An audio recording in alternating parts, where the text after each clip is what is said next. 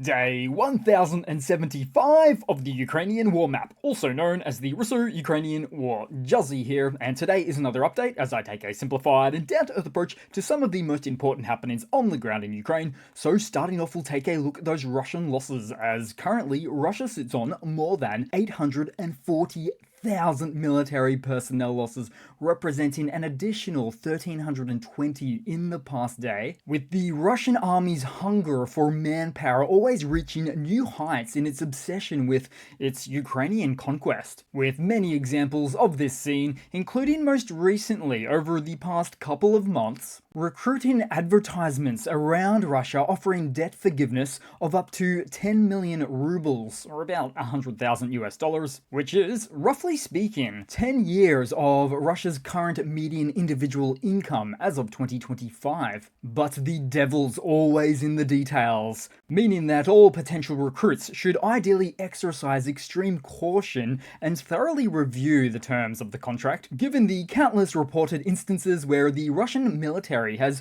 not fully honored promised incentives. Then as for hardware losses, 6 tanks, 14 APVs, and 45 artillery, with ongoing analysis from multiple sources revealing that Russia has hit peak hardware, especially as it relates to these 3 main metrics, and also that Russia achieved this unwanted feat in mid to late last year with armored fighting vehicles said to be around October. And while these resources are still available, demand is outstripping supply, where the Kremlin appears to be all in, risking everything to achieve its highly sought after victory. It's a risky strategy, and one staring down the barrel of a military cliff or collapse, ultimately having the follow-on effect of a steep decline in Russia's available resources from which to perform future offensives with. Then headed across to the map into Russia because over the weekend, a Russian missile intended for Ukraine malfunctioned and fell in Russia's own Lipetsk region. Local reports confirmed the incident,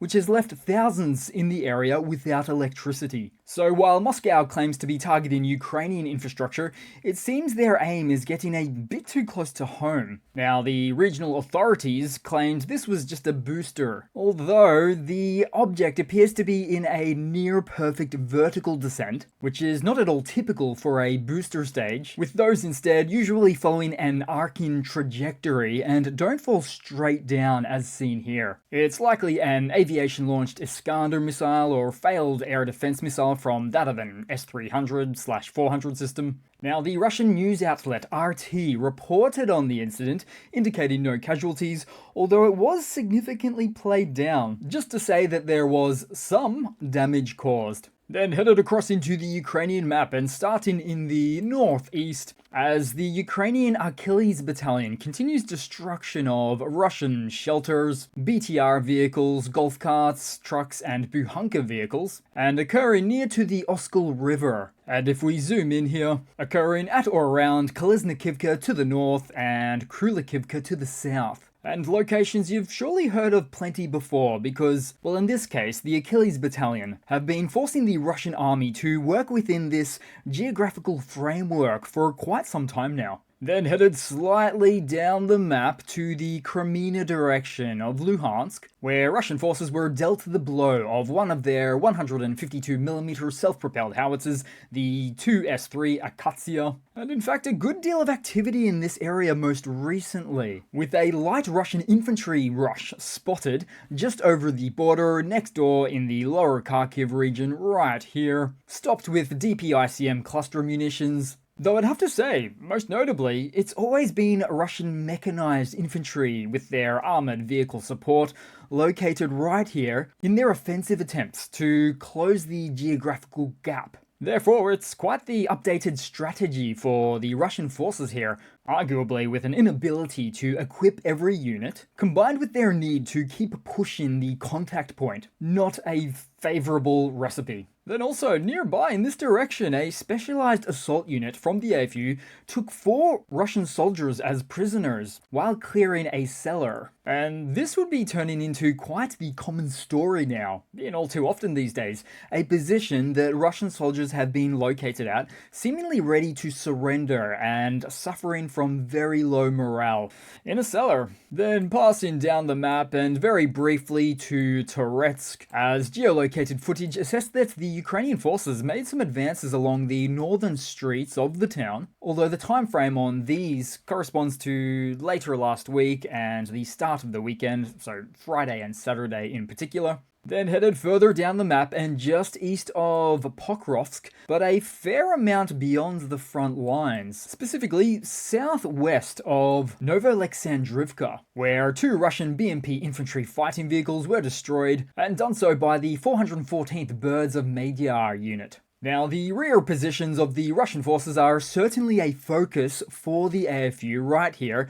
due to the ongoing Russian encroachment attitude for taking the main supply route, the highway, just positioned north. Then on the map and headed back into Kursk, or Russia briefly, in fact Sudzha of Kursk. Because in a chilling act, reports indicate that a Russian airstrike hit a former boarding school, a location designed for the preparation of civilian evacuations now. But strangely, the Russian Ministry of Defense labeled this as a deliberate act by Ukraine, in the form of Ukraine's own missile strike, with the Russian MOD saying that it was, well, apparently done to divert global attention from alleged Ukrainian military actions in other areas, which is an incredibly difficult statement to follow, because it means that Russia is suggesting that Ukraine deliberately fired one of their own missiles into a long-held location under the AFU's own control. The Russian logic continues to elude me. Also in Kursk, it appears to be getting quite official now on how North Korean troops have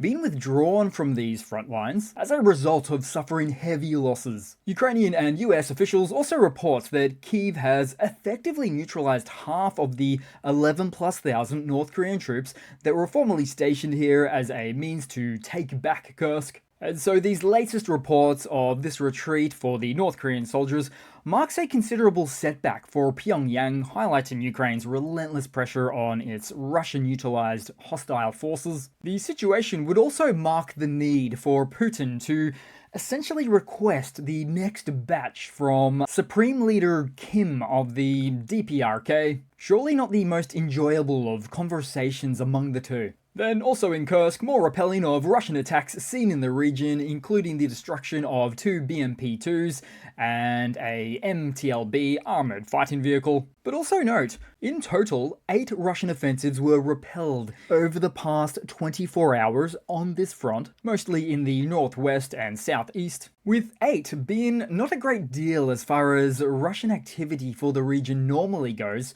previously averaging double to triple these levels, sometimes occasionally more. Kursk is surely a priority for the Kremlin, but with a meager 8 repelled attacks in the last day, it seems that there is a growing divide between what the Kremlin wants and what the Kremlin can get. Then headed across to a little bit of news for the day. So Ukrainian FPVs are evolving, sporting longer antennas to tap into lower control frequencies between 100 and 400 MHz. This shift complicates Russian electronic warfare efforts, as few jamming units can target these frequencies effectively. As both sides adapt to avoid jamming, new electronic warfare systems are becoming bulky and power hungry. For instance, this Russian electronic warfare setup, with its oversized antenna, only jams a narrow band of 300 to 420 MHz. However, if Russia is able to develop and deploy an electronic warfare countermeasure system for these lower needed ranges, so the lower band, longer wavelengths, well, it's already common that Ukraine has a counter to these countermeasures, in that many of their UAV systems these days integrate an autonomous return to base functionality, where if the connection is severed with the operator, then back home they go. Which is a function they won't even need when they fully integrate AI targeting. Then headed across to a Russian hardware update, because in a recent admission, the Russian Victory Drones Telegram channel revealed that their much-touted Boomerang 10 FPV drones don't possess the claimed AI autonomous targeting capability. Initially, the Russians boasted about the advanced options, even detailing some of the specs used. However, the reality appears far less sophisticated. Footage shows a standard analog FPV camera alongside a digital one, with simpler designs and low-grade silicon, all lacking the promised precision tech. They also stated that in their failure to make these AI systems work, they reverted to more traditional algorithms, seemingly abandoning their hope for AI integration. Then headed across to a 5-second funny to round it all off for today, guys, because the competition for the best Z-mobile continues. This time presenting a black hearse, which is a Lada 2104, including the elongated rear, which is known for hearse and ambulance use. And as for the inscriptions, well, the first says, quote, "Work, brothers," and the second one says, quote, "We don't abandon our own." But none of these words really make a lot of sense in reality. Not much sense at all. It does tend to feel right on cue when considering the symbology associated with the use of a hearse. I mean, correct me if I'm wrong, but this is not a good look. So that's it for today, guys. Thanks again for watching. Please continue to like, comment, subscribe, and I do hope to see all of you guys there on the next one. Cheers!